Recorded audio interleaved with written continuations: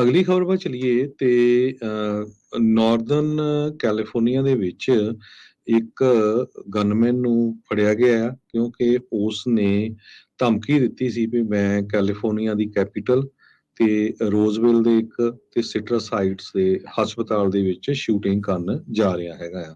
Jackson ਪਿੰਨੇ ਨਾਮ ਦੇ ਬੰਦੇ ਨੂੰ ਜਦੋਂ ਇਨਵੈਸਟੀਗੇਸ਼ਨ ਕਰਨੀ ਸ਼ੁਰੂ ਕੀਤੀ ਤੇ ਉਹਨਾਂ ਨੇ ਲੱਭਿਆ ਵੀ ਹੇਵਰਡ ਦਾ ਰਹਿਣ ਵਾਲਾ ਆ ਤੇ 4 ਵਜੇ ਦੇ ਕਰੀਬ ਇਸ ਨੂੰ ਅੱਜ ਸ਼ਾਮੀ ਅਰੈਸਟ ਕਰ ਲਿਆ ਗਿਆ ਓਵਨ ਫਾਲਸਮ ਰੋਡ ਤੇ ਡਗਲਸ ਬੁਲੇਵਰਡ ਰੋਜ਼ਵਿਲ ਦੇ ਵਿੱਚ।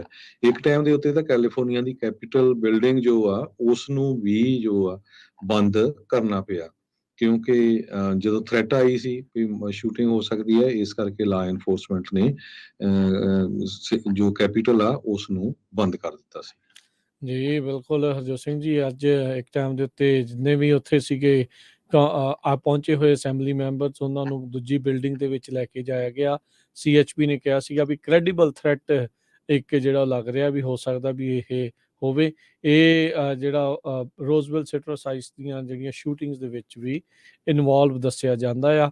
ਕੁਛ ਹੀ ਚਿਰ ਬਾਅਦ ਇਹਦੇ ਪਿੱਕੇ ਦੀ ਜਿਹੜੀ ਫੋਟੋ ਆਈ ਸੀ ਉਹ ਮਾਰਕੀਟ ਪਲੇਸ ਜਿਹੜੀ ਫੇਸਬੁੱਕ ਦੇ ਉੱਤੇ ਉਹ ਵਿਕਣ ਨੂੰ ਵੀ ਜਿਹੜਾ ਉਹ ਲਾ ਦਿੱਤਾ ਗਿਆ ਸੀਗਾ। ਸੋ ਇਸ ਦੀ ਜਿਹੜਾ ਹੇਵਰਡ ਤੋਂ ਜਿੱਦਾਂ ਤੁਸੀਂ ਕਹਿ ਰਹੇ ਆ ਵੀ ਉਸ ਨੂੰ ਜਿਹੜਾ ਉਹ ਲੱਭਿਆ ਜਾ ਰਿਹਾ ਹੈ ਤੇ ਸ਼ਾਇਦ ਗ੍ਰਿਫਤਾਰ ਵੀ ਜਿਹੜਾ ਉਹ ਕਰ ਲਿਆ ਹੋਵੇ ਕੈਪੀਟਲ ਨੂੰ ਜਿਹੜਾ ਉਹ ਥ੍ਰੈਟ ਦੇਣ ਦੇ ਮਾਮਲੇ 'ਚ।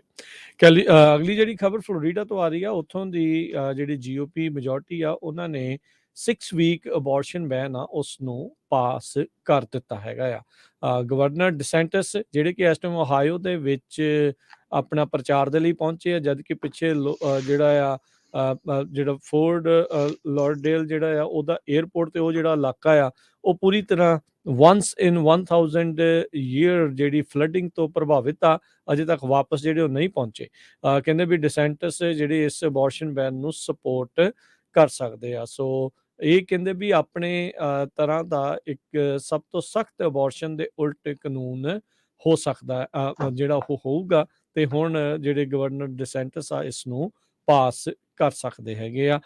ਜਿਹੜੇ ਇਸ ਦੇ ਉੱਤੇ ਵਾਈਟ ਹਾਊਸ ਦੀ ਜਿਹੜੀ ਪ੍ਰੈਸ ਸਕੱਤਰ ਆ ਕਰੀਨ ਜੇਨ ਪੀਰ ਉਹਨਾਂ ਨੇ ਸਟੇਟਮੈਂਟ ਜਾਰੀ ਕਰਦੇ ਹੋਏ ਕਿਹਾ ਵੀ ਇਹ ਜਿਹੜਾ ਬੈਨ ਆ ਉਸ ਦੇ ਨਾਲ ਤਕਰੀਬਨ 15 ਮਿਲੀਅਨ ਜਿਹੜੀਆਂ ਔਰਤਾਂ ਆ ਉਹਨਾਂ ਦੀ ਜਿਹੜੀਆਂ ਰੀਪਰੋਡਕਟਿਵ ਏਜ ਦੇ ਵਿੱਚ ਹੈਗੀਆਂ ਆ ਉਹਨਾਂ ਦੇ ਉੱਤੇ ਜਿਹੜਾ ਇਸ ਦਾ ਅਸਰ ਹੋਊਗਾ। ਕਹਿੰਦੇ ਵੀ ਜਿਹੜੀਆਂ ਔਰਤਾਂ ਫਲੋਰੀਡਾ ਦੇ ਵਿੱਚ ਜਾ ਕੇ ਇਸ ਅਬੋਰਸ਼ਨ ਨੂੰ ਐਕਸੈਸ ਕਰਦੀਆਂ ਸੀ ਉਹਨਾਂ ਉੱਤੇ ਜਿਹੜਾ ਉਹ ਅਸਰ ਪਵੇਗਾ। ਸੋ ਹੁਣ ਦੇਖੋ ਅੱਗੇ ਉਸ ਦੇ ਵਿੱਚ ਕੀ ਜਿਹੜਾ ਉਹ ਬਣਦਾ ਹੈਗਾ ਆ, ਪਰ ਇੱਕ ਬਹੁਤ ਹੀ ਸਖਤ ਅਬੋਰਸ਼ਨ ਦੇ ਉਲਟ ਕਾਨੂੰਨ ਜਿਹੜਾ ਫਲੋਰੀਡਾ ਦੇ ਵਿੱਚ ਪਾਸ ਜਿਹੜਾ ਆ ਉਹ ਹੋ ਚੁੱਕਾ ਆ। ਦਸਤਕਾਂ ਦੀ ਸਿਰਫ ਗਵਰਨਰ ਦੀ ਉਹ ਜ਼ਰੂਰਤ ਹੈ। ਜੀ ਅਗਲੀ ਖਬਰ ਵੱਲ ਚਲੀਏ। $22 ਬਿਲੀਅਨ ਦੋ ਜਿਹੜੀਆਂ ਬੈਂਕਾਂ ਫੇਲ ਹੋਈਆਂ ਅਮਰੀਕਾ ਦੇ ਵਿੱਚ, ਇੱਕ ਸਿਲੀਕਨ ਵੈਲੀ ਬੈਂਕ ਕੈਲੀਫੋਰਨੀਆ 'ਚ ਤੇ ਦੂਜੀ ਜਿਹੜੀ ਬੈਂਕ ਆ ਉਹ ਨਿਊਯਾਰਕ ਦੇ ਵਿੱਚ, ਦੋਨੋਂ ਹੀ ਫੇਲ ਹੋਈਆਂ। ਉਹਨਾਂ ਨੂੰ ਬਚਾਉਣ ਦੇ ਲਈ FDIC ਨੇ 22 ਜਿਹੜਾ ਆ ਬਿਲੀਅਨ ਡਾਲਰ ਦੇ ਕਰੀਬ ਮਨੀ ਸਪੈਂਡ ਕੀਤਾ ਤਾਂ ਕਿ ਲੋਕਾਂ ਦੇ ਪੈਸੇ ਨਾ ਮਰ ਜਾਣ, ਕਿਉਂਕਿ FDIC ਸਿਰਫ $2.5 ਲੱਖ ਤੱਕ ਹੀ ਇੰਸ਼ੋਰਡ ਕਰਦਾ ਹੈਗਾ ਆ। ਹੁਣ ਇਹ ਸਾਰੇ ਕਾਸੇ ਨੂੰ ਲੈ ਕੇ ਬਹੁਤ ਸਾਰੀਆਂ ਜਿਹੜੀਆਂ ਛੋਟੀਆਂ ਬੈਂਕਾਂ ਆ ਉਹ ਚਿੰਤਾ ਉਹਨਾਂ ਨੂੰ ਇਹ ਖਾ ਰਹੀ ਆ ਵੀ FDIC ਨੇ ਇਹ ਕਿਹਾ ਆ ਵੀ ਇਹ ਅਸੀਂ ਉਹ ਪੈਸੇ ਵਾਪਸ ਲੈਣੇ ਆ, ਅਸੀਂ ਉਹ ਬੈਂਕਾਂ ਤੋਂ ਪੈਸੇ ਲਵਾਂਗੇ ਕਿਉਂਕਿ ਜਿਹੜਾ ਬੈਂਕਾਂ ਦਾ ਵੱਡਾ ਪੂਲ ਹੈਗਾ ਆ। ਸੋ ਜਿਹੜੀਆਂ ਛੋਟੀਆਂ ਕਮਿਊਨਿਟੀ ਬੈਂਕਸ ਹੈਗੀਆਂ ਆ ਉਹ ਬੜੀਆਂ ਫਿਕਰ 'ਚ ਆ ਵੀ ਅਸੀਂ ਤਾਂ ਅੱਗੇ ਉਹਨਾਂ ਨੂੰ ਇੰਨੇ ਪੈਸੇ ਦਿੰਦੇ ਆ।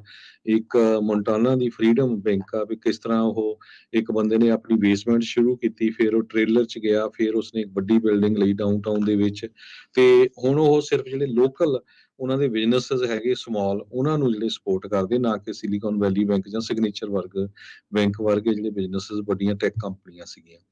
ਤੇ ਉਹ ਕਹਿੰਦੇ ਵੀ $1,30,000 ਅਸੀਂ FDIC ਨੂੰ ਐਵਰੀ ਈਅਰ ਦਿੰਦੇ ਹੈਗੇ ਆ ਜੋ ਡਿਪੋਜ਼ਿਟ ਇੰਸ਼ੋਰੈਂਸ ਦੇ ਲਈ, ਜਿਸ ਤਰ੍ਹਾਂ FDIC ਇੰਸ਼ੋਰ ਕਰਦੀ ਹੈਗੀ ਆ। ਤੇ ਜੇ ਹੁਣ ਇਹ $22 ਬਿਲੀਅਨ ਵੱਖ-ਵੱਖ ਬੈਂਕਾਂ ਦੇ ਉੱਤੇ ਲਾਇਆ ਗਿਆ ਪੈਸੇ ਕਲੈਕਟ ਕਰਨ ਨੂੰ FDIC ਵੱਲੋਂ, ਤੇ ਉਹ ਉਹਨਾਂ ਦਾ ਜਿਹੜਾ ਪ੍ਰੋਫਿਟ ਜਾਂ ਉਹਨਾਂ ਨੂੰ ਲਾਸ ਬਹੁਤ ਜ਼ਿਆਦਾ ਹੋਊਗਾ। ਸੋ ਇਹ ਹਜੇ ਤੱਕ ਡਿਸਾਈਡ ਨਹੀਂ ਕੀਤਾ ਗਿਆ ਵੀ ਕਿਹੜੀਆਂ ਬੈਂਕਾਂ ਦੇ ਉੱਤੇ ਇਹ ਜਿਹੜਾ ਐਕਸਟਰਾ ਫਾਈਨ ਜਾਂ ਫੰਡ ਕਹਿ ਸਕਦੇ ਆ ਉਹ ਲਾਇਆ ਜਾਊਗਾ, ਤਾਂ ਕਿ ਉਹ $22 ਬਿਲੀਅਨ FDIC ਆਪਣਾ ਕਲੈਕਟ ਕਰ ਸਕੇ। ਪਰ ਛੋਟੀਆਂ ਬੈਂਕਾਂ ਇਸ ਮਾਮਲੇ ਦੇ ਵਿੱਚ ਕਾਫੀ ਚਿੰਤਾ ਵਿੱਚ ਹੈਗੀਆਂ।